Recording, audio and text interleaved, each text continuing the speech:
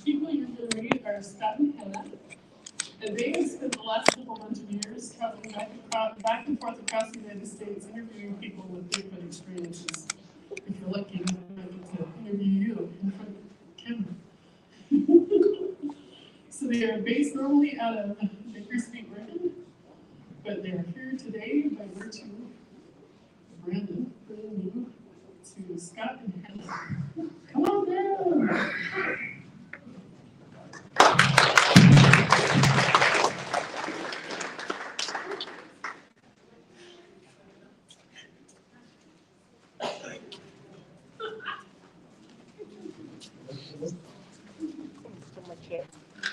Oh, hello, Bigfoot enthusiasts. I'm Scott from Squash America. And I'm Hannah, the domestic goddess, chief cook, and ducky mama in the paddy wagon. Yeah. All right, so, thank you. Bye. Okay. All right, so, first you're asking, what is Squash America? So, what is Squash America, you ask? I'm glad you asked. No, we are a, we are a nationwide, scientifically based research group, dedicated to the classification and culture of the North American primate known as Bigfoot. You notice I said I'm not trying to prove that Bigfoot is real. For me, that's been proven a long time ago. I think unless we have a body insulated on a journey from college to college and rub people's noses in it, we're never going to prove it. Plus, I have 10 theories about why we're never going to prove it. But we're trying to classify the culture of Bigfoot. Now, by training, I am an anthropologist. My expertise is in Native American culture. I have studied Native American culture most of my life. I've worked with tribes all over the nation. I spent my underclass years working in Chaco Canyon, New Mexico, deciphering the pictographs down there. And that's what has become my area of study, was pictographs, petroglyphs, and all the history of the Native Americans in the United States. I spent most of my career working with the Miwok tribe in Yosemite Valley, California. And that's when I first learned about Bigfoot. Well, I'd always liked Bigfoot. You know, I was a kid. I saw the house when I was 7 years old. As a newsreel. I'm that old. They had newsreels before the movies. Okay? Some of you are shaking your head. Y'all got gray hair. Just like me. Okay, so, what really got me into it is I saw a pictograph that I had never seen before. And I asked the elder, what does that mean? And he looked at me and he said, oh, it's big. Well, actually, he said, Yaya, which is the Miwok name for fairy man. And I looked at him and I go, do they exist? And he looked at me like I was stupid. And said, yeah. And that started my journey delving into the Bigfoot legends of the Native American culture. I've interviewed over 175 tribes now. I've got 175 names for these things and legends from all over the United States. Like she said, the last couple of years, we have traveled all over the United States. We left Oregon and we went to Maine, and then we went to South Dakota, Texas, Louisiana, Alabama, South Carolina, back up to Maine, to Illinois. You forgot Nevada. Oh, Nevada. Yeah. And then we just got back to Oregon last February, so. And then we're getting ready to take off again here shortly. We have a website. She's going to talk about that later. And what we do is we get reports from people. We follow up on the reports. We interview the people. We go to where they are. We go out in the woods with them. They show us what they saw and where they saw it. And with all this information we're gathering, is we're trying to find out the culture of Bigfoot, how they live, how many babies do they have a year. You know, what's their dietary, what's their diet like, stuff like that. So we have actually, over our travels, we've got, like citizen researchers that we've met along the way who are now part of our organization. So when we get reports in that area, we can send somebody. If we can't get there in time, we got somebody that can send there. So, and here's the deal. Our job is to investigate the unexplained, not to explain the uninvestigated. Like I said, I have a scientific background, so that's what I do.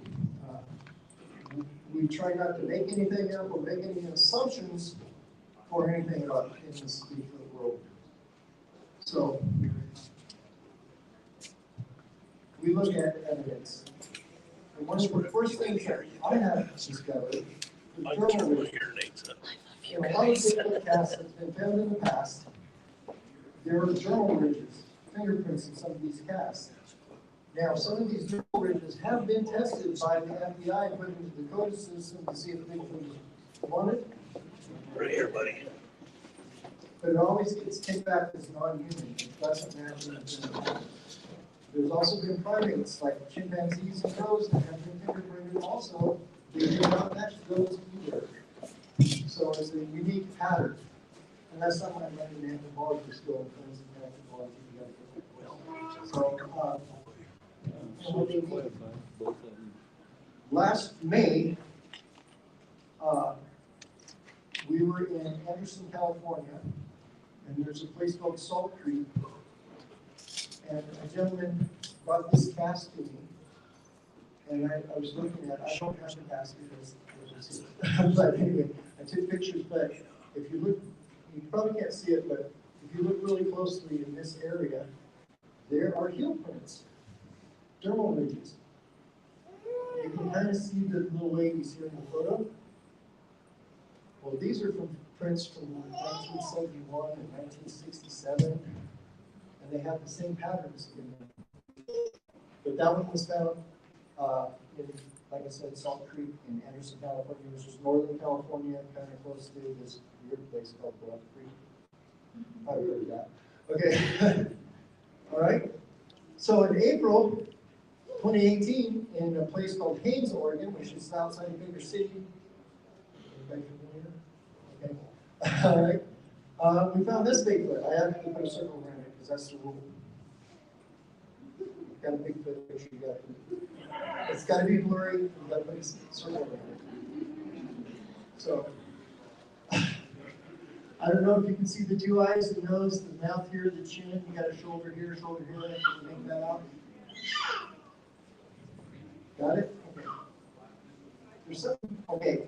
My story goes, there was a gentleman who was having a birthday. His daughter knew us. She said, "Hey, can you take my dad out Bigfooting? He always wanted to do that for his birthday." I said, "Sure." I'd never been out Bigfooting before. So I threw him in my truck. We drove up to a hot spot, actually a place that I had got 5 reports in the last week. Good place to go, right? So we were up walking this trail, and I smelled the most horrible smell I've ever smelled in my life. Now, granted, this is 25 years of looking for these things.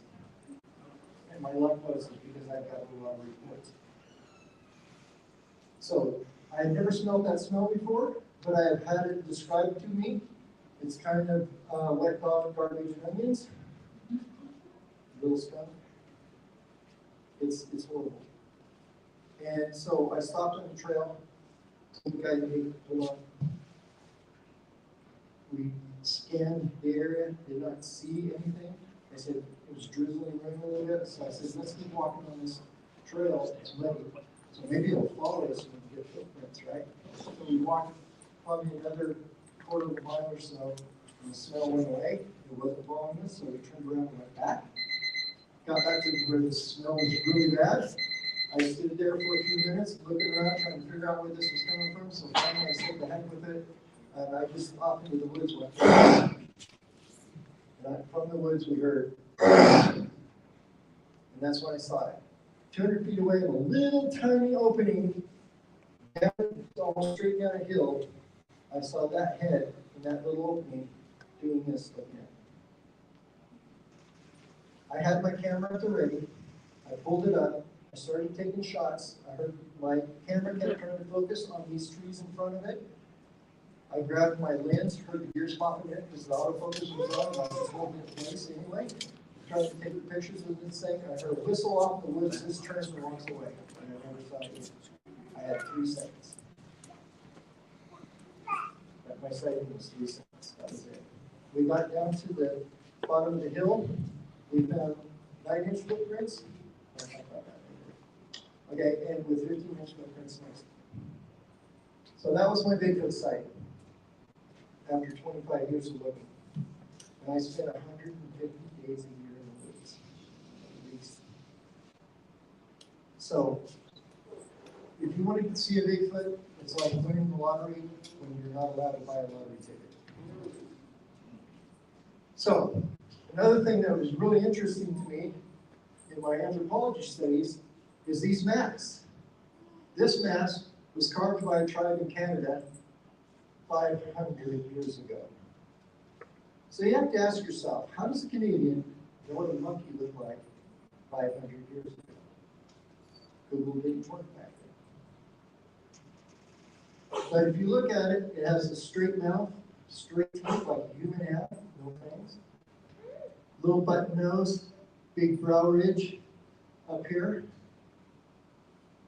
Since it's carved in wood, we're able to probably date it's 500 years old. In our travels, we stop at all the Native American cultural centers, museums we can. And I just walk through them, and I find the best Bigfoot evidence ever. There's pictographs and masks, costumes. Like I said, 500 years old. I'm not sure the dates on these, but if you look at something very interesting, even this petroglyph here, you got this big brow ridge, you got this little button nose, you got this flat mouth. Brow ridge, button nose, flat mouth, they're all the same. We're looking at 500-year-old photographs of Bigfoot. Same way with the pictographs. That's a close-up of the one I just showed you. This one here I'm getting to a little bit earlier, later. This is in California.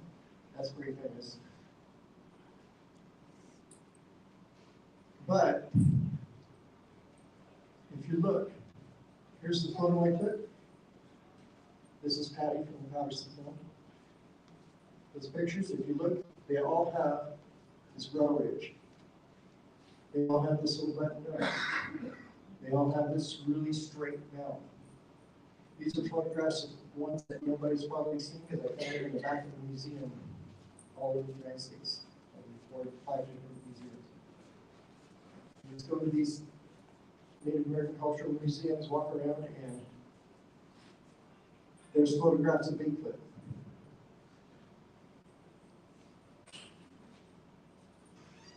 Okay, pictographs. I was going to talk about these. Another interesting thing about pictographs in Native American culture is they exaggerate some things they don't.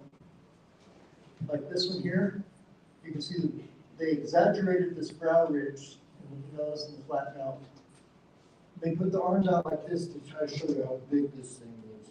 Scary, right? And this is big feet, and if you can't tell, it's a guy. Okay. This is the famous one in California. You got Daddy Bigfoot, Mommy Bigfoot, Baby Bigfoot. This actually tells a whole story. You've got a hunting party right here. This is what it looks like in real life. You got a hunting party right here with the man down. I don't know what happened to him. You got these big footprints next to the spring of water where the deer were. Okay? This here is a stick man. In Native American terms, that is danger. In most of the tribes. They think this is danger. Okay? But these right here is what told me the whole story about this. And I don't think many people talk about this as much as they should. These right here are atlatls. If you don't know what an atlatl is, it's a stick about this long that you hook a spear to, you You hold it like this and it extends your arm so you can throw the stick harder and faster. Why would they have atlatls painted on there? Because that's what they were using. The bow was invented 1,500 years ago. Before that, they used atlatls. So does that tell you this is almost 1,500 years old? Big possibility. So now we got a picture of Bigfoot 1,500 years old. And they're all over the United States. I've found them in almost every state. I haven't been to Hawaii. There's no Bigfoot there, people say. But in almost every state, look at this trackway. Look at this big guy, as opposed to the Native American horse. Big footprints found near a hunting ground. Brow ridge, button nose, flat mouth. This one here.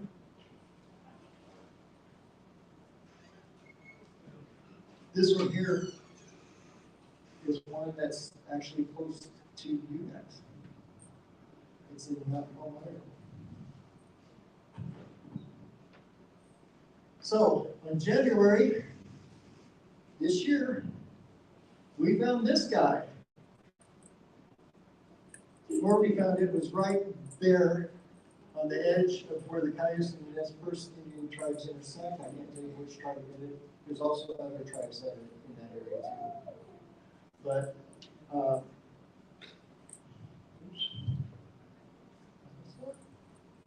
okay.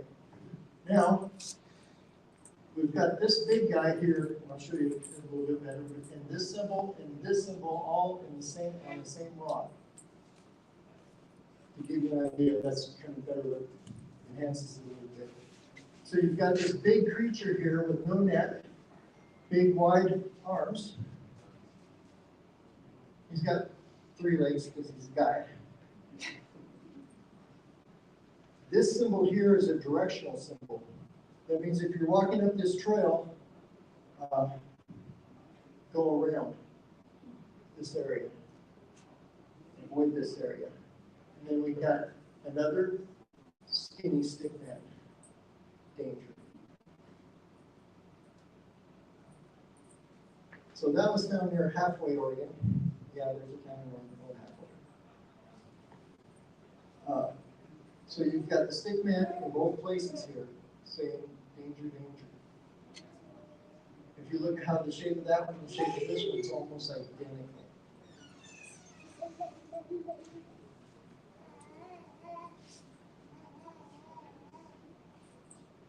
So,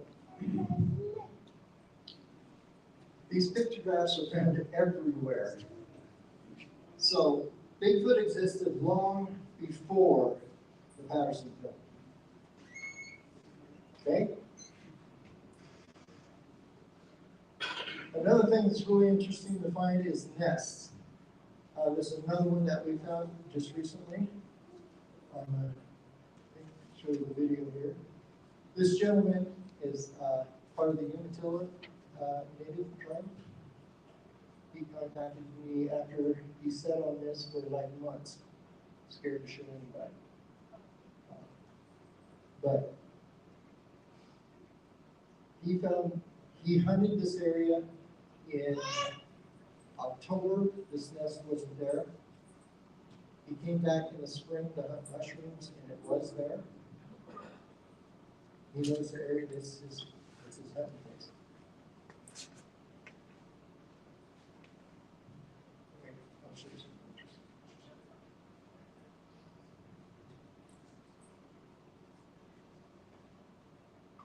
So this is basically the walk around that he filmed on his phone and he showed me. So we got this big nest. Everything's woven together. You've got this opening, probably about this tall. The opening's about this way around. The nest is over 5 feet tall. Now, when we saw it, it was all dried up because it was months later when we got to investigate it. Every single branch that's in this nest is broken. Not one of them was cut. Some of these branches are 3 to 4 inches around and they were snapped.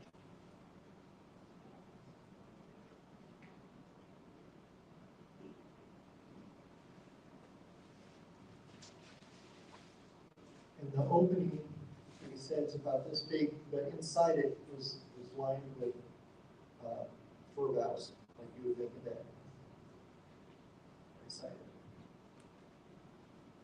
One of the trees was pulled out of the ground. When we saw it, it was like this, but when I went back to his video, we found the shot that when he walked by in the video, it still had mud on it. That's the root ball of the tree that's 6 inches around. Something pulled this out of the ground. And it's very intricately woven. I got the word out. Okay. We actually laid on it. We did pull-ups, and my wife got inside and did pull-ups inside it. It wasn't moving.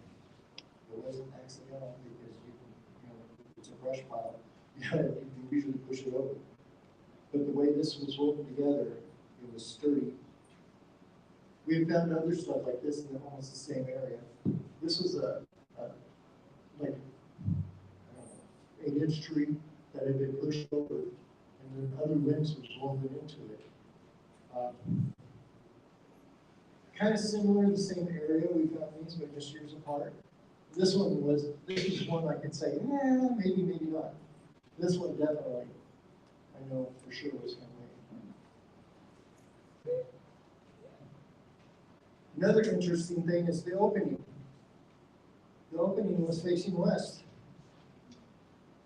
I don't know if you know this, but there's a Native American cultural, I don't know how to put it, thing they do is if you set up your TV, you set the opening to the west.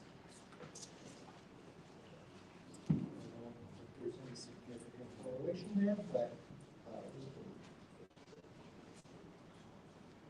another interesting thing is there's trees, huge trees, tipped over, broken off, or dragged into place, completely around this nest, like a palisade. Like they built a fence around it. And if you look at all the trees, none of them are cut. Anything big enough to break a tree off like that? I mean, it could be snowfall, but all these were still, there's still sap coming out of them. They were alive. And like I said, you can see them, that they go all the way around the nest area.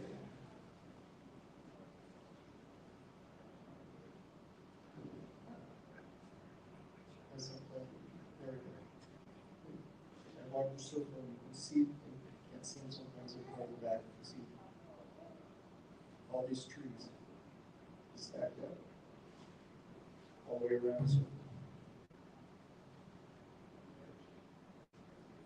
So, I got to thinking, this thing isn't big enough for an 8-foot tall creature to get in. So after spending 2 weeks up here measuring all this stuff and thinking about it, we actually did a YouTube video about it, and I came to the conclusion, what if it's not a nest that Bigfoot stays in? What if it's a crib? And then when we got back, one of our viewers said, oh, that's a crib. But what if it's a crib? Doesn't Bigfoot probably need something to put their babies in while they go off hunting? I can see if it can climb. I mean, my wife took a stick, and I photoshopped a Bigfoot on baby on it. But the opening's just high enough. She's got, she's 5'8", so it was a little high for her. But if you were you know, 7, 8 feet tall, you can bend over, put a baby in that really easy through that opening. So that's my theory, and I'm sticking to it. I think it's a crib. But wait, that's not all. This is where the nest was. 103 feet over here is a river, water availability right there. And just to let you know, this is not a road. From the Google map, it looks like a road. It's not. There was a flood in this area in 2019, and it washed out through there. So that's actually a wash, which creates another barrier between them and the water. And lo and behold, by the creek, we find a footprint. A small footprint, but it was old.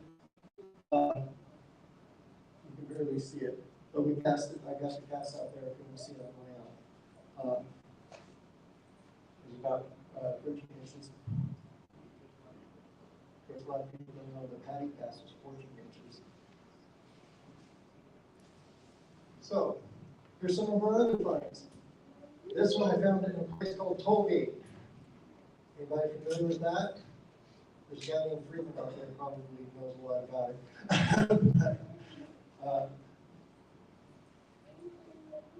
We found that one in 2014. In 2018, we found this footprint. It's a 9-inch footprint. And you can see here, 15-inch footprint next to it. And that hill, there's another 15-inch footprint. You know, that's almost straight up. That was probably the hardest print I ever cast, and I didn't do a very good job. I had to make it really thin because it kept trying to go down the hill. But, so you can see that print there. There's a print here. That's not the print, but the print's right there, and then there's another one up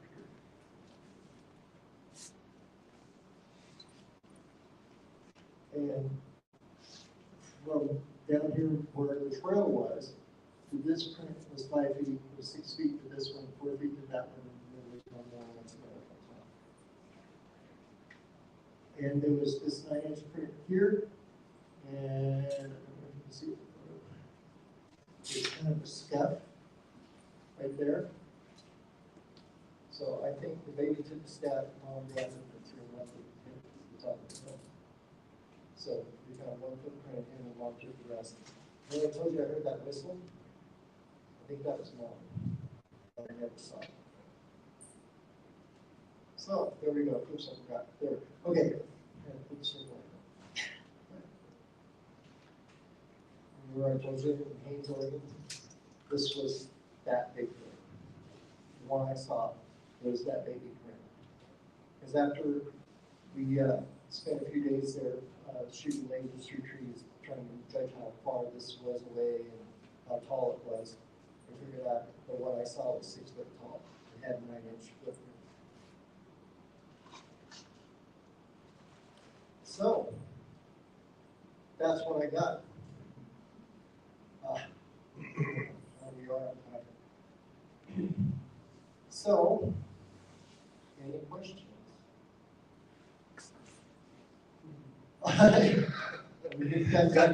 In your travels, going back to you discussing going to different Native American cultural museums and centers, besides the petroglyphs and the masks, have you come across imagery which could be Sasquatch or some sort of big thing in weaving and basketry? Particularly, have you seen any of that outside of Washington or Oregon in other places? Yeah, actually, the Miwoks in Yosemite have some baskets with that symbolism on them. Cool. It's rare to find baskets because they're biological and they don't last very long.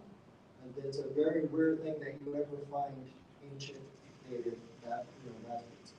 But some of the more modern stuff I've seen them move it into, and there was a Native American basket that was old, but since it was in the Central Valley of California and they don't get any rain, it lasted. So there's been a couple examples that I've seen, but it's very rare. Go ahead.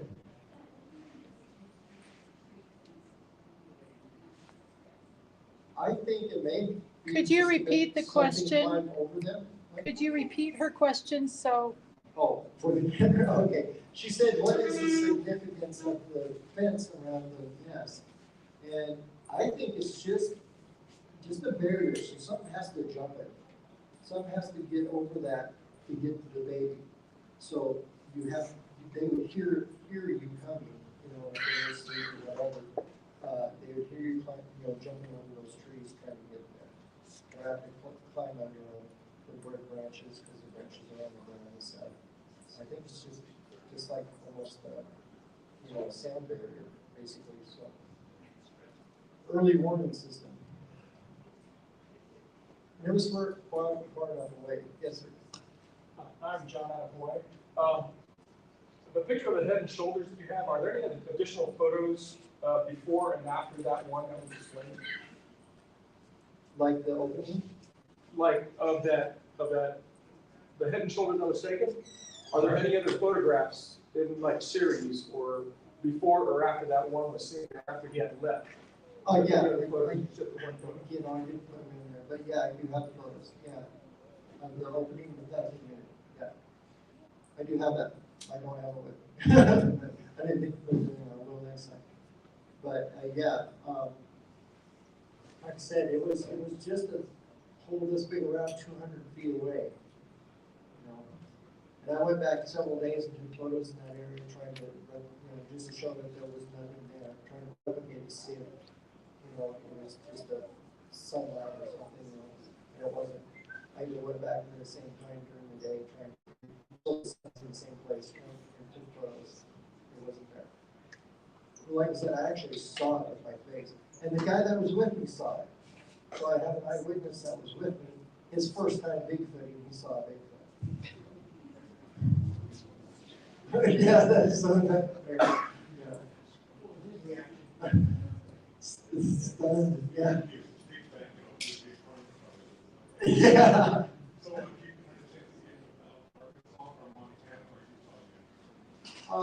Yes, we spent a month in Arkansas. We went down there on a Bigfooting trip with a friend of mine.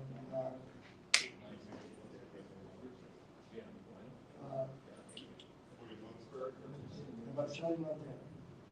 Okay, you know who she is? Tilly Covington, Montana. Okay, that'd be cool.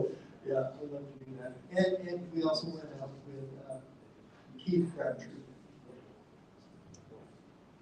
Crabtree boys from the Legends of Boggy Creek. I got those options. In fact, he was in the movie. Keith Crabtree was.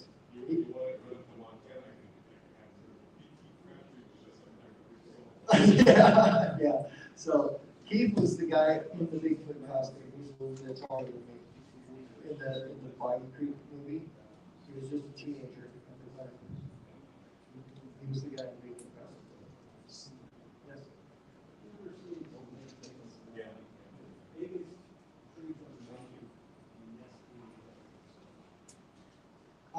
Yeah, I would think so, because they look for that strength and things. It could be a landing.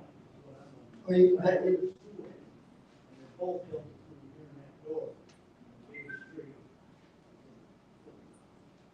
Yeah, I don't understand why.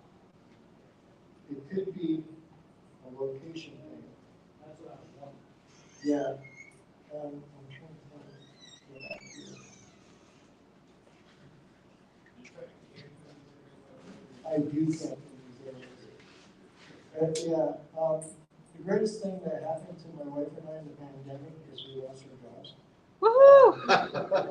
Don't steal my thunder. Yeah. We were both school teachers, and yeah, and she taught choir and I taught drama. Anyway, and those things you can't do online. So we took the chance and just put our jobs, sold our house, sold everything in our house. We bought a 34-foot camper and that red squashing rig out there and hit the road. And we've been on the road for the last 2 years and we're not going back. So Yeah. We just go from campground to campground. We stay in campgrounds with our big trailer, and use our truck to go into the woods because our trailer's 38 feet long. And can't get in the woods. But we camp in our truck. We haven't camped mostly. I've actually haven't camped in Alaska. I wasn't able to. It's a lot of fun. Yeah. Yeah, I'm a long sort of past. I was wondering, with all your like studying of the Native American tribes, like what was the general relationship between Bigfoot and these tribes? Like was it spiritual, fearful, positive, or? Great, I'm glad you asked that. Repeat it. What? Repeat the question. Read the question.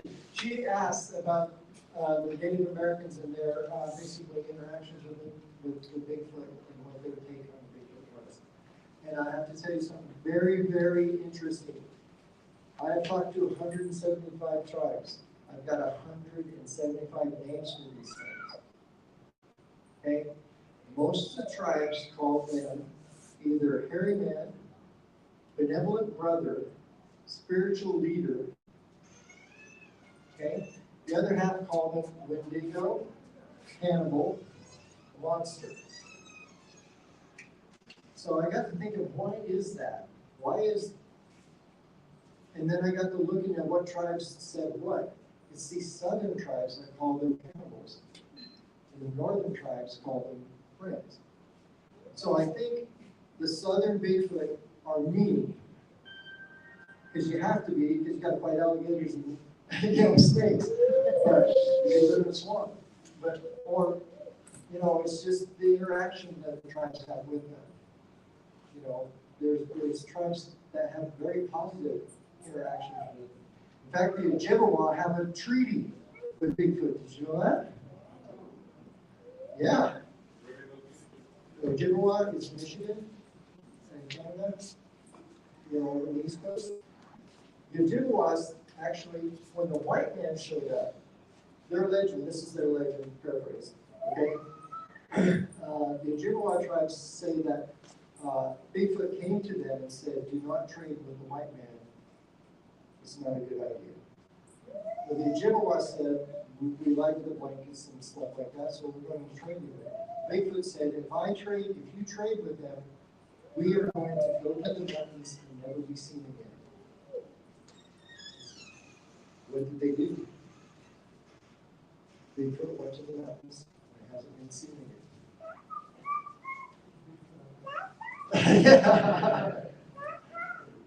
Yeah. And there's also other stories. In Alaska, a gal got fed up with her tribe. She said she was going to go live with Bigfoot. She came back 14 years later. Said she'd been living with him for 14 years. Nope. Yeah, you hear about, babies. There was a famous case, I think it was in Russia, about a lady having a baby. So, yeah. What kind of communication do they have between the kind of language they use?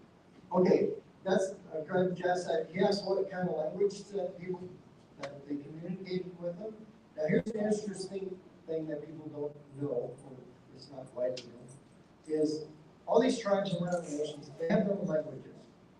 And it was very hard for them to talk to each other. But you've heard of the Native American Sign Languages, right?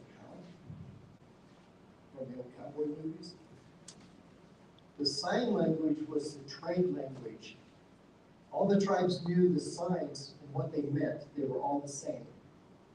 So if they had another tribe, another member from another tribe, they could still talk to them in sign language. That was the trade language. We have found obsidian arrowheads that came from volcanoes in California. We have found them in Maine. They had an extensive trade route across the United States. You know, we found Aztec. I worked 2 years in Chaco Canyon, New Mexico on an archaeological dig. We have found chocolate from South America in New Mexico. We found skeletons of parrots, which are not indigenous to New Mexico, in New Mexico. So the Native American tribes have an extensive trade route. And they also have, a lot of times they did trade with Bigfoot. A lot of the tribes did have that kind of relationship with them. And apparently it all went south when the white man showed up. Yes? What would I trade with Bigfoot? What would I trade? That's kind of, no. Yeah, yeah, no, that was, yeah, that's the thing. In fact, I had a young man get chased out in an apple orchard by Bigfoot. So they love apples, so I'm trading them apples. What did I get from them? Oh, hair samples. Yeah.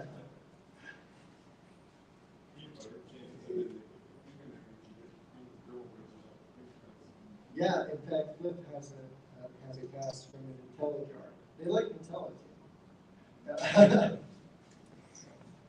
Any other questions before I start making up stuff?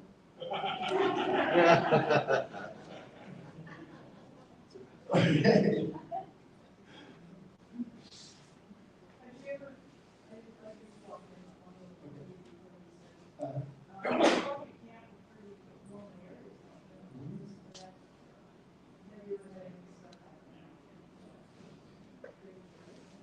Yeah, well, we camp in the woods in Limerick, but we, oh, Hannah said. Repeat the question. Have any international camping? Not while we're basically camping, but we have, well, here's what we do. We have that big trailer, we mark it in parks because we can get that in the woods. We camp in that truck that's out there. We're currently doing a fundraiser online for a tent. That goes in the wood. Just say that out loud. But anyway, what we're doing, but we usually have a camp next to the truck. We have not had a lot of stuff actually happening to us, but we have got into some pretty good conversations with knocking on trees. And that seems to be the most common thing that happens to us, is tree knocking. I've had that experience probably about 7 times in the last 2 years. So that's frequent with Bigfoot stuff. We've also recorded, because my truck has cameras and microphones that record 24 hours a day, 7 days a week. And my hard drive can hold up to 30 days on it before I have to dump it and do it. So it has a solar panel on the roof.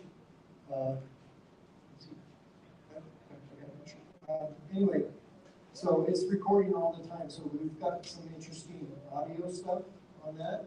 Whoops and whatnots. On the truck. Oh, I got a cool picture. This is us being cool. Okay. It's kind of funny. There's this professional photographer saw our truck in the parking lot, and when we were shopping, and we came out, he goes, "Hey, can I take a picture of you in your truck?" Sure. But anyway, like I said, there's a solar panel up here that there's batteries in this box here, so the solar panel can charge the batteries enough during the day. So they run all night, so my cameras run 24/7, so they never shut off. I never have to plug them in. So in the hard drive, like I said, can hold about 30 days on it before I have to dump it. And if I don't dump it, what it does is it just starts writing over stuff, so I'll have the last 30 days no matter what. That happens, and we've got some pretty interesting stuff at night. We've got books. I've got actually a recording of a chest thumping at night. Now, I know that grouse, you ever heard of grouse being on a tree? You know, they flap their wings and they go. We actually heard it. Just like that. In the middle of the night. Grouse don't usually do that during the day. Or at night. So I got that recording, and then we also got 2 different books recording. One, we got a book in reaction to a book in reaction to a tree knock that we did. And then another, when we were investigating the nest, when a happened is we heard a coyote just sound like it was being killed. It was yipping and squealing and stuff. And it was probably about 100 yards away from there, up a hill. We took off running towards it, and we got up there, and the gentleman that was with us, that was part of the Pocatello tribe, said he got a glimpse of the coyote going over the hill. So we got to stop right there, and then we heard this tree knock back in the nest. He goes, "What was that?" I don't know. You know. So we ran back to the nest, and of course there was nothing there. And so when we got back to the truck, about a couple hours later, we were taking pictures and stuff. We got back to the truck, and I got in the truck and I slammed the car door, and then we heard this knock up the hill from us. So I turned on my recorder and got my handheld recorder, put it out, just get it, and I grabbed my what's on the other side of the truck. I have a PVC pipe that has a baseball bat in it. So I pulled my baseball bat out in the tree, and then we got some rock plaques. And that's another thing they do. They pick up rocks and clack them together. And we got some rock plaques up the hill, but we didn't get one. You know, I hit the tree once, and then we got, and then I hit the tree again. That went on for 20 minutes. What I think, this is my theory. What I think happens in the Bigfoot community, I think they're, from my experience, they're a diurnal creature, so they're really active in early mornings or late evenings and into the night. But I think they do a lot of sleeping during the day, but I think they have sentries. They'll have a sentry watching while they're sleeping. Like they'll have, like when I was in the Army, you had one guy on guard duty 24/7, right? So I think they have one of them are awake while the other ones are asleep. And if something's in the area, they'll walk back and turn on to everybody like and say, "Hey, we can get out of here." Because they have to avoid us, they have to do what they do well.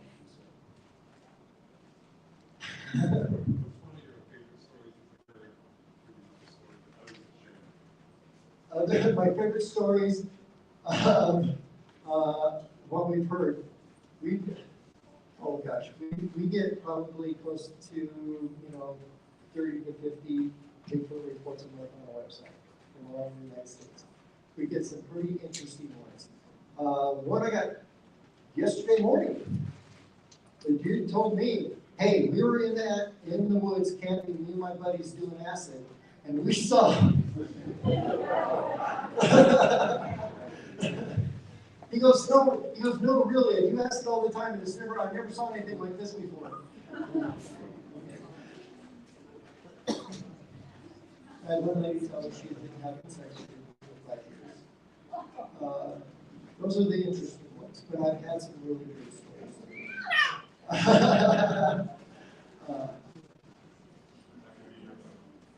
My book, some of it, we're working on the Native American culture. So, coming soon. Yeah. So, like the one I mentioned earlier was one of the most interesting. I got to thinking that I got, we got to sit down and actually talk with the people and go out to the area, and they walked us around. This is where I was standing, stuff like that. One of them was the young man who had went up in the woods. There was an old abandoned apple orchard by this old cabin, and they were up there, and him and his girlfriend, they were picking apples and sitting by the tree and doing things, and he had a rock thrown at him from the apple orchard, and he got out and he saw this 8-foot tall creature standing at the edge of the apple orchard, looking at him, and he said he turned around and walked away, not on the road, walked down the road, trying to get back to his car, and when he got back to his car, he went to get in his car and turned, and it was by a tree that was next to him and had followed him all the way out to make sure culture who left afterwards. So I think there was other Bigfoots like that, or maybe probably afterwards, and then chased them away. And to hear the boy tell the story was one thing, but to hear the quiver in his voice and the goosebumps on his arms while he's telling, that told me a lot more than the story did. So there was that, and then another one, there was a couple, and it's on our YouTube channel, both these stories, actually, we interviewed people and recorded. There was another one on my YouTube channel, it's called Bigfoot Huckleberries. There was a couple that were out huckleberry with children. This was also in the Blue Mountains, just outside of a town called LeGrand. They were picking away, and they heard a rustle in the brush, and a stump, this big around, flew 50 feet out of the trees over their heads and on the other side of them. Yeah, and they probably picked up and left. And we went back. We took them back to the spot. They didn't want to be there. That was one of the things that kind of triggered me. This was a true story. We took them back to the spot. We interviewed them, did the video stuff. They said, "Can we go now?" They got their truck out. And me and my special partner stayed there until about 1 o'clock in the morning. But that's where we heard the chest thumping. It was in that same huckleberry patch. And what was interesting is when we heard it, chest thumping was I had my night vision. I've got a pair of night vision binoculars.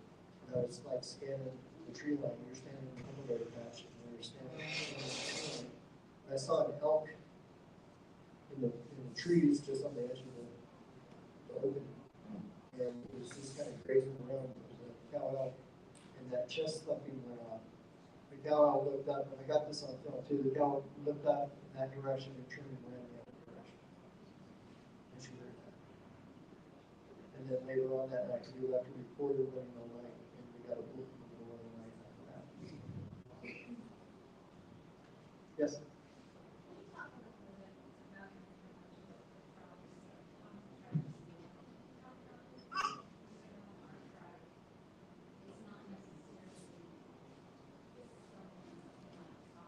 Right. Is that Shoshone-Mary?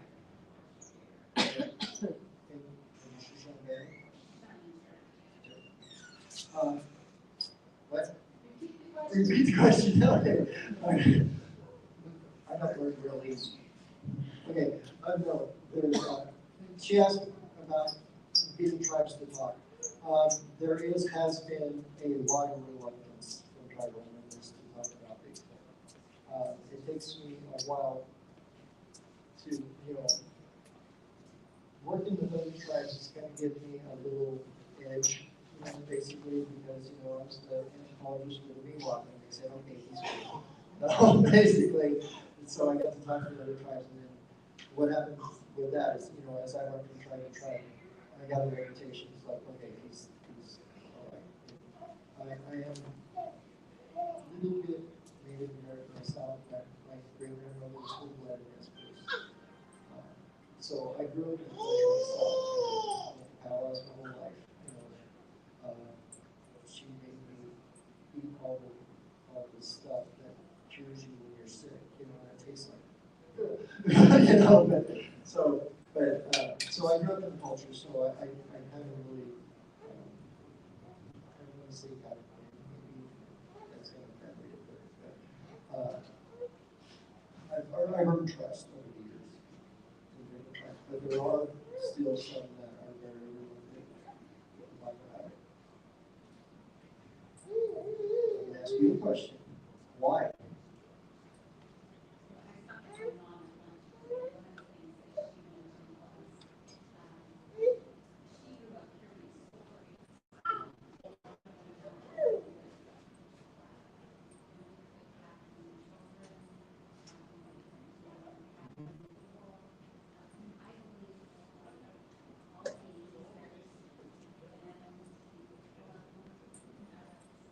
Right, I believe exactly what she said is that there's some bad interactions and there's these stories about, Bigfoot taking children.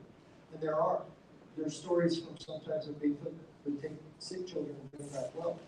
There's stories where Bigfoot takes children and you never see them again. There's a whole book series called Missing 411 about missing people in the woods about this. So what she says that she thinks there's some good ones and bad ones, basically. And that's true. There's probably good Bigfoot and there's probably teenage boys. That's the ones I think smell.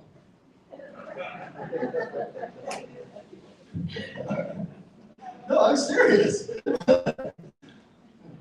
Yeah, we have our 13-year-old grandson staying with us this week, and yeah, he smells.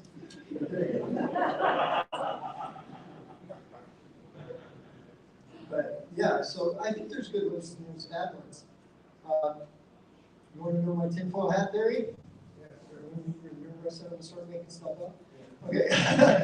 All right, here's my tinfoil hat theory. As a Native American cultural anthropologist, or as an anthropologist in general, we studied the evolution of humans. Right? That's what anthropology is.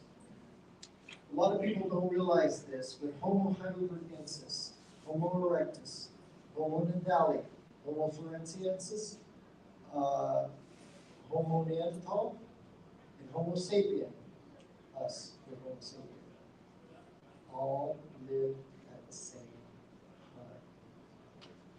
It wasn't one turned into the other. That little thing you see in the old anthropology books where the monkey turns into the guy, that's not how it worked. What if I told you monkeys evolved from us?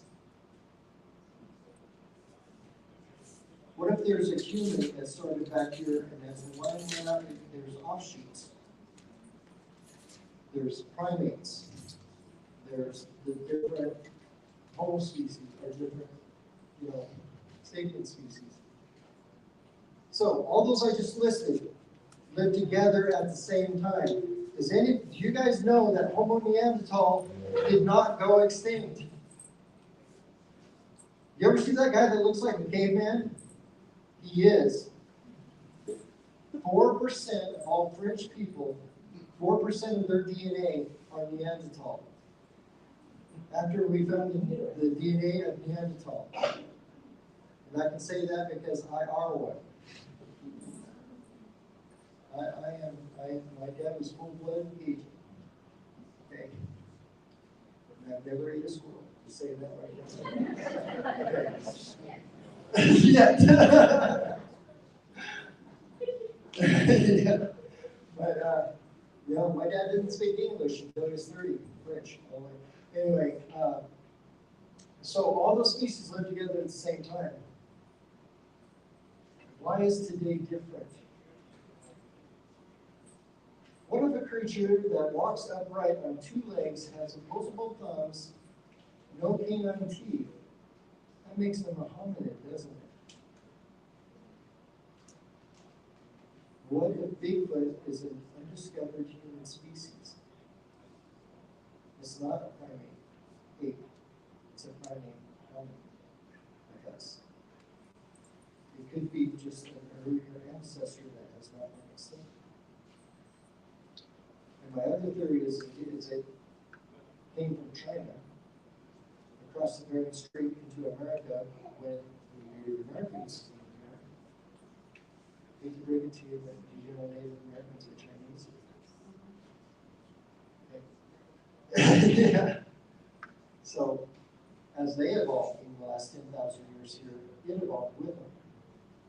And in the first 4,000 years of humans being on this continent, they wiped out 4 species of animals.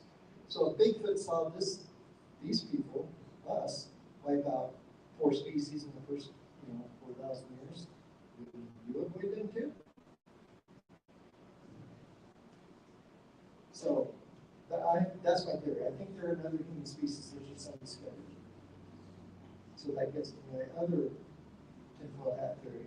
Is they're covered up by the government because if we prove there's another human species on that planet like that, does that do to our history books? or did they get to vote? And who did they vote for? Yeah. Yeah. Do we have to close every single national forest in the nation because it's their lands? So that opens a whole big double of worms for our government. Or religion. There's another one. So there's that. That's my tinfoil hat there is. What? Your turn? All right.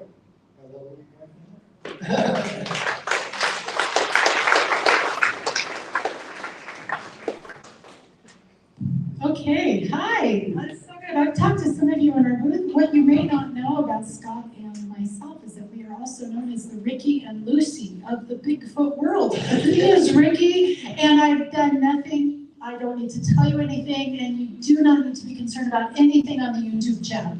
Yeah. It's true. And while I'm up here, I just want to shout out, by the way, y'all are on YouTube right now. They are seeing the backs of your heads, but we have quite a few of our YouTube audience in the house today. We've got Renee and David and Lester and Pyro. Pyro's on with us and CS, and I just wanted to thank them for viewing us live.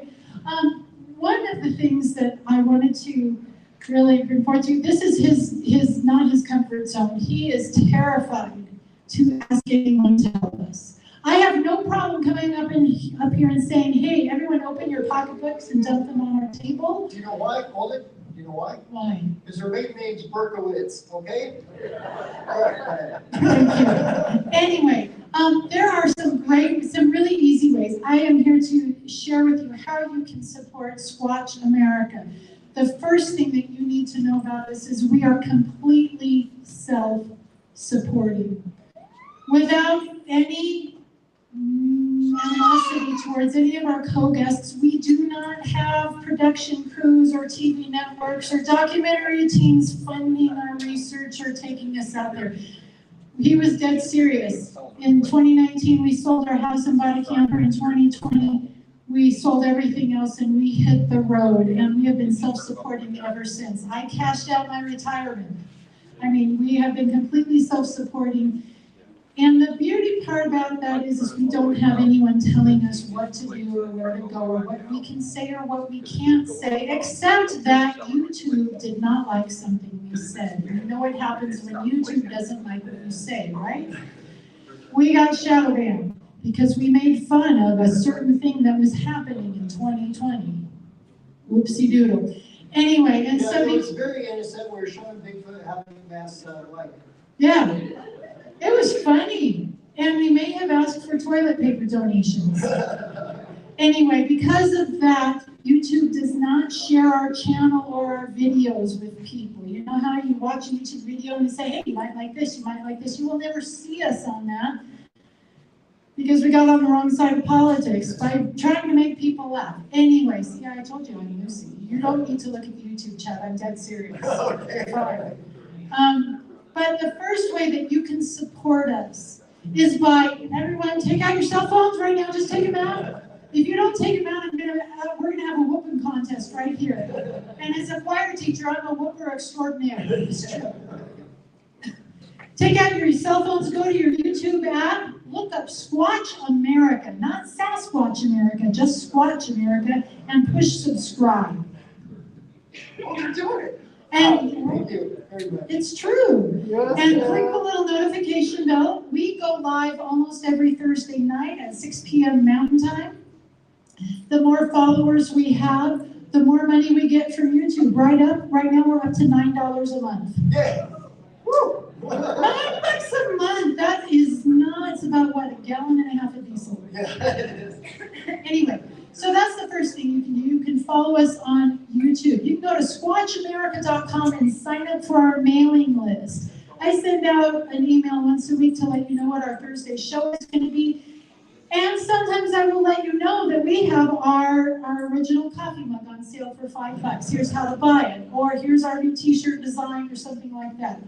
So sign up for our email list. Both of those things are free. Yeah, there's one other thing that's on the email list. If you get on the email list, like I said, we travel America constantly.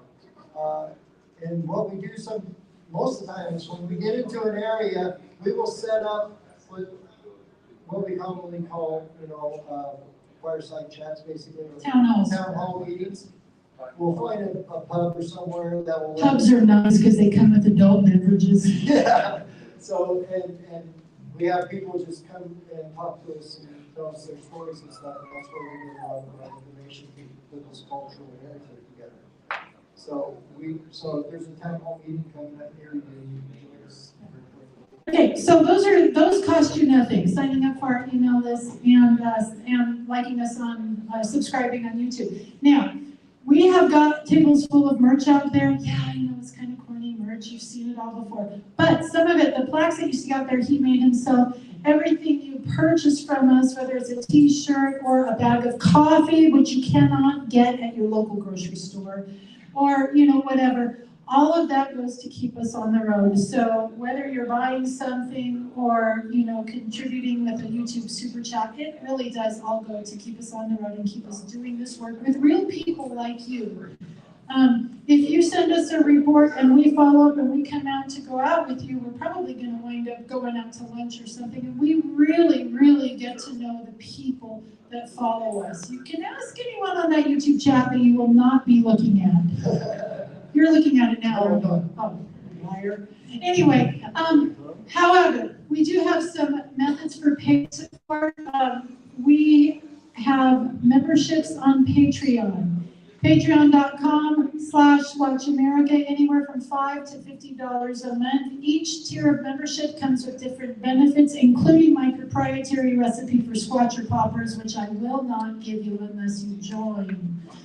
Which are They are worth your membership, and no one makes them like I do. I came up with it myself. In fact, we made Bigfoot with them. Yes. I told you I was the chief cook, right? It's true, I am a foodie.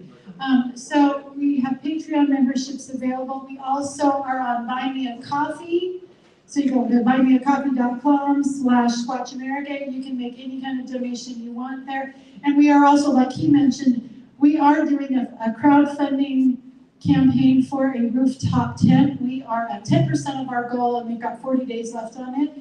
That's at fundly.com/watchers need a rooftop tent. And I got all that information out of the table.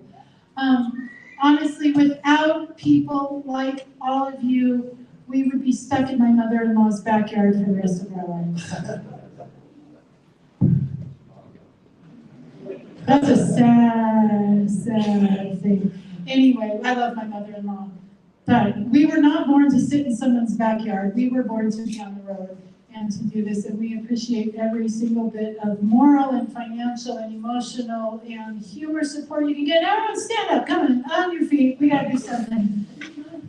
I am getting them moving because the human body was not made to sit. All right, we'll give a good stretch.